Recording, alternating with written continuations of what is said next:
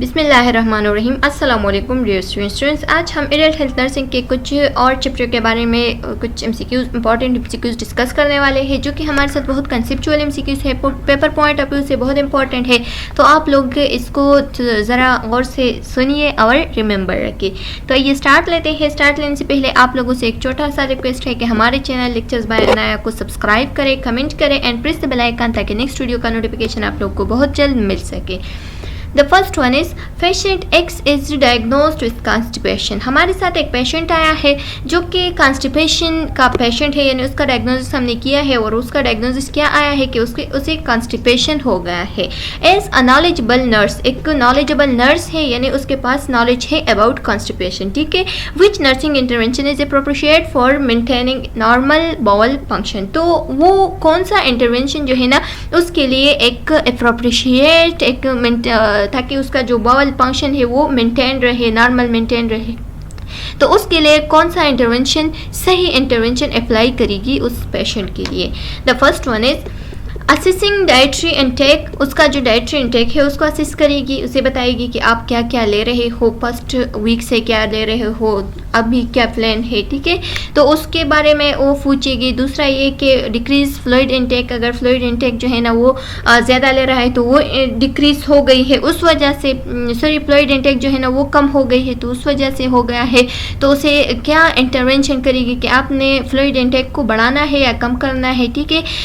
दूसरा ये कि प्रोवाइडिंग लिमिटेड फिजिकल एक्टिविटी, उसकी जो फिजिकल एक्टिविटी है उसको लिमिटिंग करना है, या turning, coughing and deep breathing, या आपने क्या करना है कपिंग या डीप ब्रीथिंग या टर्निंग वगैरह लेना है, तो इससे क्या हो सकता है उसका जो बाउल फंक्शन है वो मेंटेन हो सकता है। तो इसमें अब करेक्ट आंसर कौन सा है? The correct answer is assessing dietary intake. उसका जो पेशेंट आया है उसका डाइटरी इनटेक को असेस करेगी, और इसका सोल्यूशन क्या है, यानी क्यों असेस करेगी उसकी जो डाइटरी इनटेक है। तो यहाँ पे आंसर में बताया गया है कि the correct answer is assessing dietary intake, ठीक है। Assessing dietary intake provide a foundation for the client usual practice and may help determine if the client is prone to constipation or diarrhea। जो उसकी dietary intake होती है, जो patient हमारे साथ आया है और उसका जो डाइटरी इनटेक के बारे में अभी हमें पता चला है, तो हम उससे जल्दी ही असेस कर सकते हैं कि उसकी जो इनटेक है वो ठीक नहीं है, इस वजह से वो ज़्यादा प्रोन है डायरिया की तरफ से या कॉन्स्टिपेशन की तरफ को, ठीक है। लिमिटिंग फिजिकल एक्टिविटी में contribute to constipation due to decrease peristalsis, या उसकी जो एक्टिविटीज़ है वो लिमिट हो गई है तो इस वजह से उसको कॉन्स्टिपेशन हो गया है। लेकिन यहाँ पे जो लिमिटिंग जो फिजिकल एक्टिविटी है उसको लिमिट करना है, तो ये नर्स ने क्या कहा है, असेस किया है, यानी उसे अब इंटरवेंट किया है कि आपने क्या करना है, जो फिजिकल एक्टिविटी है उसको क्या करना है, लिमिट में करना है। जबकि ये जो है ना ये तो बिल्कुल है रैप है कॉन्स्टिपेशन के, तो ये भी करेक्ट आंसर नहीं हो सकता। नेक्स्ट क्या है कि turning, coughing and deep breathing. जो turning, coughing and deep breathing है तो ये हमारे साथ बिल्कुल भी कॉन्स्टिपेशन में हेल्प नहीं कर सकती, क्योंकि ये गैसेस एक्सचेंज को प्रमोट कर देती है, ठीक है। Fluid intake should be increase. अगर आपने अपने बाउल एलिमिनेशन को इंक्रीज करना है तो इसके लिए क्या चाहिए कि आप जो फ्लूइड इनटेक है वो ज़्यादा कर ले। तो यहाँ पे जो आंसर बताया गया है यहाँ पे कि डिक्रीज करना है फ्लूइड इनटेक को, तो ये भी बिल्कुल हिलाप है किस चीज़ के, कॉन्स्टिपेशन के। तो यहाँ जो हमारा करेक्ट आंसर आ सकता है इस चारों पॉइंट्स में, तो द फर्स्ट वन जो है असेसिंग डाइटरी इनटेक, ठीक है। तो आप लोगों ने असेसिंग डाइटरी इनटेक को ही पॉइंट आउट करना है। The next one is Mary Joy lab test revealed that her serum is calcium is 2.5 milliequivalent per litre. अब हमारे साथ एक पेशेंट आई है जो कि उसका जो सीरम कैल्शियम लेवल है तो उसने टेस्ट किया है और उसका रिजल्ट आया है कि 2.5 मिली इक्विवेलेंट पर लीटर है, ठीक है। विच assessment data does the nurse document when a client diagnosed with hypocalcaemia. तो जो नर्स है हमारे साथ वो कौन सा जो डॉक्यूमेंटेशन है या जो कौन सा ऐसा डायग्नोज लिखी है उसके डॉक्यूमेंटेशंस में। विच assessment data does the nurse document, तो उसका अब असेसमेंट डेटा जो है ना वो कौन सा असेसमेंट डेटा नर्स जो है ना वो डॉक्यूमेंट करेंगे when a client diagnosed with hypocalcaemia. अगर क्लाइंट जो है ना वो हमारे साथ किस चीज़ में आया है, हाइपोकैल्सीमिया के साथ आया है, यानी कैल्शियम लेवल जो है ना वो कम है, ठीक है। डेवलप कार्पोफिडल स्पाज्म, और उसको कार्पोफिडल स्पाज्म भी हो गए हैं, यानी हैंड एंड जो फीट्स है वो दोनों उसमें स्पाज्म आया है, मसल स्पाज्म आ गई है, उसकी मसल जो है ना वो बिल्कुल स्ट्रेट हो गई है, अब वो हिला नहीं होता उससे, या उसके हैंड जो है ना वो अपने हैंड्स को नहीं हिला सकते, तो ये हमारे साथ कार्पोफिडल स्पाज्म में आते हैं। After the blood pressure cup is inflated, और उसका जो ब्लड प्रेशर है तो उसका जो कप होता है वो बिल्कुल इन्फ्लेटेड रहता है, ठीक है। तो अब इसका जो हमारे साथ साइन एंड सिम्टम है, तो वो कौन से साइन एंड सिम्टम ऐसे हम डॉक्यूमेंट करेंगे कि उससे पता चले डॉक्टर को या फिजिशियन को कि पेशेंट को हाइपोकैल्सीमिया हो गई है, ठीक है। The first one is positive Trousseau's sign. Trousseau's sign में हमारे साथ क्या होता था, जब वो जो हाइपोकैल्सीमिया हो जाए, यानी जो कैल्शियम लेवल है वो कम हो जाए, तो उसकी वजह से ज़्यादातर कार्पोपेडल स्पाज्म हो सकती है, यानी जो फीट्स एंड हैंड्स है उसमें स्पाज्म आ सकती है, मसल स्पाज्म हो सकती है, ठीक है। नेक्स्ट क्या है, चुइस्टिक साइंस है। चुइस्टिक साइंस मैंने आप लोगों को बताया था कि ये ज़्यादातर फेस के जो मसल्स है वो उसमें कुछ चुइस्टिक सा शेप बन जाता है, यानी उसकी जो शक्ल है वो चेंज हो जाते हैं, बिल्कुल एक साइड पे एलिवेट हो जाते हैं, ठीक है। टेटिनी हो गया, या टेटिनी भी स्पाज्म को कहते हैं, एंड प्रेस्टीजिया हो गया, ठीक है। तो the first one is correct answer के पॉजिटिव ट्रोशियस साइन जो है ना ये हमारे साथ हाइपोकैल्सीमिया के साथ होता है। In a client with hypocalcaemia a positive Trousseau's sign refers to carpopedal spasm that develop usually within 2 to 5 minutes after applying and inflated of blood pressure cup to about 20 mm of Hg higher than systolic pressure on the upper arm. यहाँ पे बताया गया है कि जितने भी hypocalcaemia के patients आते हैं तो उसको ट्रोशियस साइन जो है ना वो पॉजिटिव हो जाते हैं, ठीक है, उसको ट्रोशियस साइन हो जाते हैं। और ट्रोशियस साइन में हमारे साथ जो कार्पोपेडल्स है वो उसकी स्पाज्म हो जाती है, उसकी जो ब्लड प्रेशर है वो बिल्कुल कम हो जाती है, यानी 20 mm/Hg आ जाता है, ठीक है, उसके ब्लड प्रेशर बहुत ज़्यादा कम हो जाता है। This spasm occur as a blood supply to the ulnar nerve is obstructed। और ये स्पाज्म क्यों आती है, क्योंकि जो ब्लड प्रेशर है या ब्लड सप्लाई है वो बहुत लो हो जाती है या कम हो जाती है या बिल्कुल ख़त्म हो जाती है, बिल्कुल ब्लॉक हो जाती है अल्नर नर्व की तरफ से। चुइस्टिक साइंस refers to the twitching of the facial nerve when tapping below the earlobe. और आप लोगों ने और मैंने आप लोगों को बताया कि चुइस्टिक साइन जो है ना ये हमारे साथ किस चीज़ की ट्विचिंग हो जाती है, फेशियल जो नर्व्स होते हैं उसकी ट्विचिंग हो जाती है, एक तरफ पे ये माउथ या नोज या आई जो है ना वो बिल्कुल एलिवेट हो जाती है, ठीक है, तो उसको हम चुइस्टिक साइन कहते हैं। Paraesthesia refers to numbness and tingling. और पेरिस्टीजिया हम नमनेस को कहते हैं या टिंगलिंग्स को कह सकते हैं, जबकि टिजिनी जो है ना ये हमारे साथ एक क्लिनिकल मैनिफेस्टेशन है किस चीज़ के, हाइपोकैल्सीमिया की, जिसमें इसमें भी जो फिंगर टिप्स वगैरह होते हैं या मसल स्पाज्म ज़्यादातर हो जाते हैं, माउथ स्पाज्म हो जाता है, टंग स्पाज्म हो जाते हैं, फिंगर स्पाज्म हो जाते हैं, ठीक है, और फेशियल स्पाज्म भी ज़्यादातर इसमें हो जाते हैं। Third MCQs is lab test reveal that patient disease sodium positive. जो सोडियम लेवल है वो कितना आया है, 170 ml इक्विवेलेंट फॉर लीटर आया है। एक पेशेंट है हमारे साथ आया है, उसका सोडियम लेवल जो है ना वो टेस्ट में हमें दिखाई दे रहा है कि 170 ml इक्विवेलेंट फॉर लीटर है। Which clinical manifestation would nurse expect to assist. अब क्लिनिकल मैनिफेस्टेशन इसका क्या होगा, एक नर्स उसके लिए क्लिनिकल मैनिफेस्टेशन कौन से असिस्ट करेंगे, ठीक है। तो the first one is tented skin turgor. उसकी जो स्किन टर्गिसिटी है वो बिल्कुल स्लो हो जाती है, यानी जब उसको उसका स्किन ऊपर की तरफ पकड़ लेते हैं तो अपनी जगह पे वो जल्दी से नहीं जाता था। और दूसरा ये कि उसको बहुत ज़्यादा थर्स्ट लगता है, ठीक है, उसको प्यास बहुत ज़्यादा लग जाता है। मसल स्ट्रेचिंग, उसको मसल स्ट्रेचिंग हो जाती है, जैसे कि हमारे साथ चुइस्टिक साइंस में ज़्यादातर हो जाते हैं, ठीक है। एंड टिटिनी मसल स्पाज्म्स होते हैं। फ्रूटी ब्रीथ का क्या मतलब है, उसका जो ब्रीथिंग है उसकी स्मेल जो है ना वो बिल्कुल फ्रूट की तरह स्वीट सा हो जाता है। या कसमोल रिस्पायरेशन उसको हो जाता है, यानी उसकी जो रिस्पायरेशन है वो थोड़ा उसमें डिफिकल्टी आ जाती है। मसल वीकनेस एंड पेरिस्टीजिया, या मसल वीकनेस हो जाती है या पेरिस्टीजिया।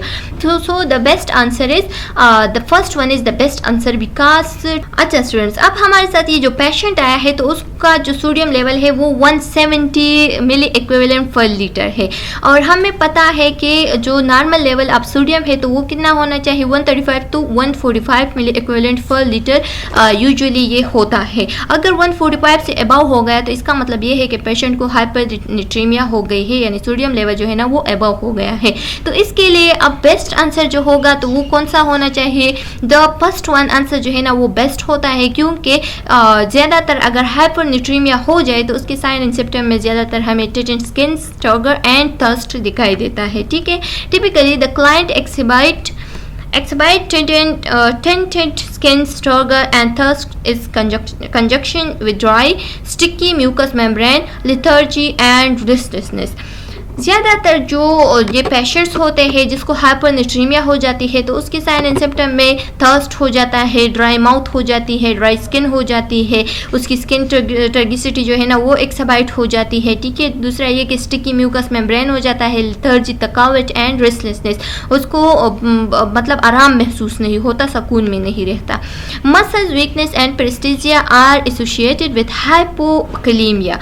और जो मसल्स वीकनेस है या जो पेरिस्टीजिया है तो ये हमारे साथ हाइपोकलीमिया में हो जाती है जब पोटेशियम लेवल कम हो जाए। ठीक है, फ्रूटी ब्रीथ जो है ना ये हमारे साथ ज़्यादातर डायबिटिक कीटोएसिडोसिस के साथ हो जाता है। और जब एक पेशेंट हमारे साथ आता है और उसको डायबिटिक एसिडोसिस हो तो उसका जो ब्रीथ होता है वो ब्रीथ स्मेल जो है ना वो फ्रूटी सा होता है। मसल स्ट्रेचिंग एंड टिटेनी जो है ना ये ज़्यादातर हाइपर कैल्सीमिया, यानी जब कैल्शियम लेवल ज़्यादा हो जाए तो उस दौरान हो जाता है, या फॉस्फेट लेवल ज़्यादा हो जाए तो उस दौरान भी ये दोनों साइन हमारे साथ दिखाई देते हैं।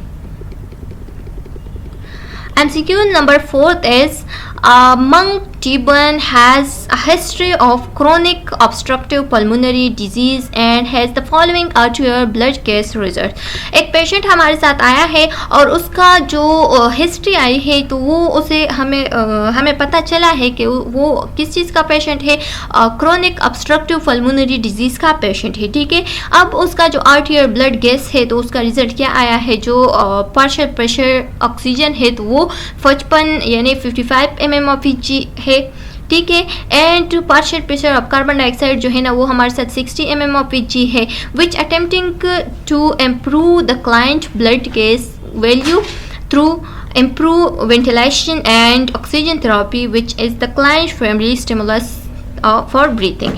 स्टूडेंट्स, आप लोगों को पहले तो पता होना चाहिए कि जो partial pressure oxygen and partial pressure of carbon dioxide का जो नॉर्मल वैल्यूज है वो कितने हैं। तो पार्शियल प्रेशर ऑफ ऑक्सीजन की जो वैल्यू है वो 80 से लेकर 100 तक है, जबकि carbon dioxide partial pressure of carbon dioxide का जो वैल्यू है वो 35 से लेकर 45 तक है। ठीक है, और पीएच की जो वैल्यू है वो 7.35 से लेकर 7.45 तक है। ये आप लोगों ने याद रखने हैं, एमसीक्यूज में आ सकते हैं ये नॉर्मल वैल्यूज भी।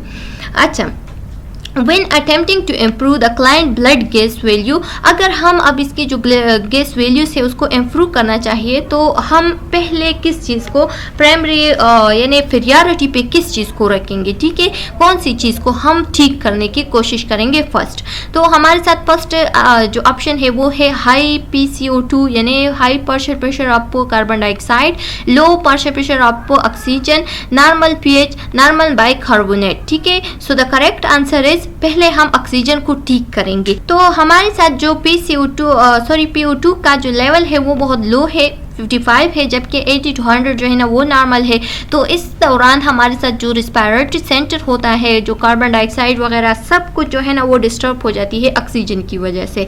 Major stimulus breathing then become hypoxia, और ज़्यादातर पेशेंट को हाइपोक्सिया भी हो सकती है क्योंकि जो ऑक्सीजन लेवल है वो बहुत कम है एंड जो कार्बन डाइऑक्साइड है वो बहुत ज़्यादा हो गया है, जबकि पीएच जो है ना वो भी नॉर्मल है एंड HCO3 का जो लेवल है वो भी नॉर्मल है। HCO3 लेवल नॉर्मल लेवल जो है ना वो हमारे साथ 22 से लेकर 26 तक इसकी जो वैल्यू है वो नॉर्मल लेवल है। ठीक है, not be primary stimuli for breathing is the client in this client. ठीक है, तो अब हमने क्या करना है? फर्स्ट हमने जो ऑक्सीजन का लेवल है वो प्रायोरिटी पे रखना है और उसको हाई कर देना है। ठीक है, क्योंकि वो बहुत लो हो गया है। नेक्स्ट एमसीक्यूज है कि a client with very dry mouth, एक क्लाइंट हमारे साथ आया है और उसका जो माउथ है वो बहुत ड्राई है। ठीक है, skin and mucous membrane is diagnosed of having dehydration, skin and mucous membrane भी ड्राई हो गया है और उसकी डायग्नोसिस हमारे साथ आई है कि पेशेंट इज डिहाइड्रेटेड। ठीक है, विच intervention should the nurse perform when caring a client for a client diagnosed with fluid volume deficiency. अगर हमारे साथ फ्लूइड का जो पेशेंट का जो वैल्यू आई है, यानी जो टेस्ट रिजल्ट आए हैं, तो वो क्या आए है कि पेशेंट को जो फ्लूइड वॉल्यूम डिफिशिएंसी हो गई है, यानी फ्लूइड की वॉल्यूम बहुत कम हो गई है। अब नर्स ने कौन सा इंटरवेंशन परफॉर्म करना है? The first one is assessing urinary intake and output. Nurse ने पहले क्या चेक करना है? जो इनटेक एंड आउटपुट है यूरिनरी का, तो वो चेक करना है, ठीक है, कितने पानी वो पीता है, कितने फ्लूइड पीता है, और उसके आउटपुट लेवल कितना है। Obtain the client weight, client का जो वेट है उसको डेली चेक करना है, ठीक है। और थर्ड वन क्या है कि जो मॉनिटरिंग आर्टियल ब्लड गैस, जो ब्लड गैस है उसको भी मॉनिटर करना है, उसके रिजल्ट को देखना है। एंड मेंटेनिंग आईवी थेरेपी, और आईवी थेरेपी को भी मेंटेन रखना है। The correct answer is A. A जो है ना, ये क्यों करेक्ट है? क्योंकि हमने फर्स्ट पेशेंट का आउटपुट एंड इनपुट को चेक करना है कि कहीं ऐसा ना हो कि पेशेंट की जो आउटपुट है वो बहुत कम हो जाए और पेशेंट का जो यूरिन लेवल है वो बहुत अगर कम हो जाए तो बहुत ज़्यादा डिफ़िकल्टी हो सकती है पेशेंट को, ठीक है। तो पहले हमने हर दिन, हर रोज़, हर हावर में क्या करना है? यूरिन को चेक करना है, उसकी आउटपुट को चेक करना है कि 30 ml पर हावर है कि नहीं। ये ज़रूरी है कि 30 ml पर हावर होना चाहिए। अगर हमें ऐसा मालूम नहीं होता क्योंकि जो वैल्यू है वो बहुत कम है, तो हम क्या करेंगे? फिर यूरोमीटर्स भी यूज़ कर सकते हैं, यानी वो मीटर जिसके ज़रिए से हम यूरिन को काउंट करते हैं। पेशेंट का डेली वेट मालूम करना बहुत ज़रूरी है, वीकली नहीं बल्कि मंथली, हर मॉर्निंग यानी हर डेली ही उसका वेट मालूम करना ज़रूरी है ड्यूरिंग जब फ्लूइड वॉल्यूम की डिफिशिएंसी हो जाए। अच्छा, monitoring ABGs is not necessary for the client, और इस क्लाइंट के लिए जो ABGs मॉनिटर करना है तो ये इतना ज़रूरी नहीं है, ठीक है, उसकी इतनी ज़रूरत नहीं है। Rather serum electrolyte level would most likely to be elevated, लेकिन जो हमारे साथ इलेक्ट्रोलाइट लेवल्स है तो उसमें से ज़्यादातर जो इलेक्ट्रोलाइट्स लेवल है वो ज़्यादातर एलिवेट यानी ज़्यादा हो जाते हैं, बहुत ज़्यादा हो सकते हैं। The client also would have an IV rate at least 75 ml पर हावर, और जो क्लाइंट को अगर IV कुछ फ्लूइड वगैरह लगा हुआ है तो वो 75 ml पर हावर होना चाहिए, if not higher to correct the fluid volume deficient. अगर इससे हायर नहीं होता या इससे बहुत कम था तो जो फ्लूइड वॉल्यूम डिफिशिएंसी है वो फिर करेक्ट नहीं होती इतनी जल्दी। फ्रेंड्स, अब हमारे साथ कुछ पेशेंट्स हैं चॉइस पे दिए गए हैं, और इसमें से कौन सा ऐसा पेशेंट है जिसका सिचुएशन ऐसा है कि नर्स उसे डिस्कस करेगी कि उसने हाई पोटेशियम फूड से क्या करना है, उसको अवॉइड करना है, उसकी इंपॉर्टेंस उसे बताएगी। तो द फर्स्ट वन क्या है कि एक पेशेंट है 14 ईयर ओल्ड, और उसको क्या करना, हु इज टेकिंग डायूरेटिक, वो डायूरेटिक ले रहा है, ठीक है। डायूरेटिक आप लोग जानते होंगे जो कि यूरिन की कंसंट्रेशन को बढ़ा देती है, यूरिन की जो वैल्यू है उसको बढ़ा देती है। नंबर सेकंड, दूसरा जो हमारे साथ पेशेंट है तो वो 16 ईयर ओल्ड एक पेशेंट है जिसको इलियोस्टोमी हो गई है, यानी जो एलियम होती है last part of the small intestine है उसकी ओपनिंग हो गई है, ठीक है, एक सर्जरी के जरिए से। तीसरा जो पेशेंट है वो 16 ईयर ओल्ड पेशेंट है और उसे मेटाबॉलिक एसिडोसिस हो गई है। मैंने आप लोगों के साथ डिस्कस किया है कि व्हाट इज मेटाबॉलिक एसिडोसिस, और आप लोग स्लाइड में देख सकते हैं, जो फ्लूइड इलेक्ट्रोलाइट स्लाइड्स है वहाँ पे मैंने आप लोगों के साथ शेयर किया हुआ है। ये हमारे साथ मौजूद है एडल्ट हेल्थ नर्सिंग के जो प्लेलिस्ट है उसमें मौजूद है। एक पेशेंट है 18 ईयर ओल्ड पेशेंट है और उसको रेनल डिजीज़ हो गई है, तो उसके लिए अब क्या पोटेशियम जो level high level potassium foods है तो वो लेना ज़रूरी है कि नहीं, या उसको अवॉइड करना ज़रूरी है। तो the D answer is correct, क्योंकि एक पेशेंट हमारे साथ अगर रेनल डिजीज़ के साथ आया है तो उसको क्या हो सकती है, client with renal disease are predispose का क्या मतलब है, यानी रिस्क फैक्टर है उसे कि हाइपरकैलेमिया हो जाए, यानी पोटेशियम लेवल ज़्यादा हो जाए उसका। And should avoid food high in potassium, और उसका जो पोटेशियम में हाई फूड होते हैं यानी वो फूड जिसमें पोटेशियम हाई होता है तो उसको अवॉइड करना चाहिए। क्लाइंट रिसीविंग डायूरेटिक्स, या वो क्लाइंट जो कि डायूरेटिक को रिसीव कर रहा है या इलियोस्टोमी के साथ आया है या मेटाबॉलिक एसिडोसिस है, तो उसके लिए ये ज़रूरी नहीं है कि वो पोटेशियम फूड जो है ना वो इंटेक करे उसकी कि नहीं, ठीक है। इसके लिए उसके लिए इतना वो मतलब प्रॉब्लम क्रिएट नहीं कर सकते। मे बी हाइपोकैलेमिक, और इसी तरह के डिजीज जो होते हैं वो पेशेंट ज़्यादातर हाइपोकैलेमिक्स होते हैं, तो उसके लिए ये पोटेशियम लेवल ज़्यादा इंटेक करना ही ज़रूरी होता है। ठीक है, तो लास्ट ऑप्शन है वो करेक्ट ऑप्शन है कि उसके लिए पोटेशियम लेवल को कम करना पड़ेगा। नेक्स्ट एमसीक्यूज हमारे साथ है कि which of the following condition is associated with elevated sodium chloride level. कौन सी सिचुएशन में हमारे साथ जो सोडियम क्लोराइड का लेवल होता है वो ज़्यादा हो जाता है। तो the first one is cystitis में, या डायबिटीज़ में, या एक्लेम्पिया में, या हाइपरटेंशन में। तो द करेक्ट आंसर इज एक्लेम्पिया में ज़्यादातर जो क्लोराइड लेवल होता है वो बहुत ज़्यादा इंक्रीज हो जाता है। In the extracellular fluid chloride is a major. Extracellular fluid में क्लोराइड ज़्यादातर कौन सा होता है? एनायन होता है, केटायन होता है, आयन होता है, या कंपाउंड होता है। एनायन वो होता है जिसपे नेगेटिव चार्ज हो, केटायन वो होता है जिसपे पॉजिटिव चार्ज हो। तो क्लोराइड जो है ना वो ज़्यादातर एक्स्ट्रा सेलुलर फ्लूइड में मेजॉरिटी पे वो एनायन में पाया जाता है। ठीक है, compound occur when 2 ions are bound together. अच्छा, वो कंपाउंड किस चीज़ को कहते हैं जिसमें हमारे साथ 2 आयन जो है ना वो एक दूसरे के साथ बाइंड कर दे या बॉन्ड बना दे, तो उसको हम कहते हैं कंपाउंड्स। ठीक है, while chloride is in ion, chloride जो है ना ये हमारे साथ एक आयन है, but this choice is too general. लेकिन ये चॉइस जो है ना ये टू जनरल होता है। ठीक है, क्योंकि बेस्ट ऑप्शन जो है ना, बेस्ट करेक्ट ऑप्शन जो है ना वो एनायन है। ठीक है, बल्कि क्लोराइड जो है ना वो आयन भी है, यानी आयन में तो फिर केटायन और एनायन दोनों आते हैं, लेकिन जो करेक्ट आंसर है वो बेस्ट चॉइस जो होता है वो हमारे साथ एनायन आता है। Aetiology associated with hypocalcaemia. अब हमारे साथ एक पेशेंट आया है, हाइपोकैल्सीमिया उसे हो गया, यानी कैल्शियम लेवल जो है ना वो कम हो गया है। ठीक है, तो उसकी काजेज क्या हो सकती है? Include all of the following except. सारे काजेज ऐसे हैं जो कि हाइपोकैल्सीमिया की काजेज हो सकती है, इसकी एटियोलॉजी हो सकती है, लेकिन एक ऐसा है कि वो उसकी वजह से हाइपोकैल्सीमिया काज नहीं हो सकती। The first one is renal failure, kidney failure हो गया, इनएडिक्वेट इंटेक ऑफ कैल्शियम या कैल्शियम इंटेक कम किया है, मेटास्टाटिक बून लेजन जो होते हैं, यानी जो मेटास्टाटिक बून लेजन ये ज़्यादातर कैंसरियस फॉर्म होता है, जब बून की जो नॉर्मल टिश्यूज़ होते हैं वो कन्वर्ट हो जाते हैं कैंसरियस टिश्यूज़ में। ठीक है, एंड विटामिन डी डिफिशिएंसी या विटामिन डी की डिफिशिएंसी आई है। तो ये जो 3A, B एंड D है तो ये करेक्ट ऑप्शन है, यानी ये एटियोलॉजी हो सकती है हाइपोकैल्सीमिया की, लेकिन ये जो C है तो ये एटियोलॉजी नहीं हो सकती। ठीक है, तो the C answer is correct, क्योंकि metastatic bone lesion are associated with hypercalcaemia, क्योंकि हाइपरकैल्सीमिया के साथ जो है ना वो मेटास्टैटिक बोन लेजन क्या हो सकते हैं? एसोसिएट हो सकते हैं due to accelerated bone metabolism and release calcium and to the serum. Renal failure हो गया, या अगर किसी का जो कैल्शियम लेवल है वो इनएडिक्वेट है, या विटामिन डी डिफिशिएंसी आई है, तो उसकी वजह से ये एक काज हो सकती है हाइपरकैल्सीमिया की। ठीक है, चलो स्टूडेंट्स, यहाँ तक हमारा जो एमसीक्यूज थे तो वो कंप्लीट हो गए हैं, जो कि किस चीज़ के एमसीक्यूज थे? फ्लूइड एंड इलेक्ट्रोलाइट्स के एमसीक्यूज थे, adult health nursing 3rd semester की। तो यहाँ तक ये वीडियो कंप्लीट है। नेक्स्ट वीडियो लेक्चर में हम नेक्स्ट एमसीक्यूज को, नेक्स्ट चैप्टर के एमसीक्यूज को डिस्कस करेंगे। अगर इसमें कोई प्रॉब्लम है तो आप लोग कमेंट सेक्शन में पूछ सकते हैं। नेक्स्ट वीडियो में मिलते हैं, तब तक के लिए अल्लाह हाफिज़।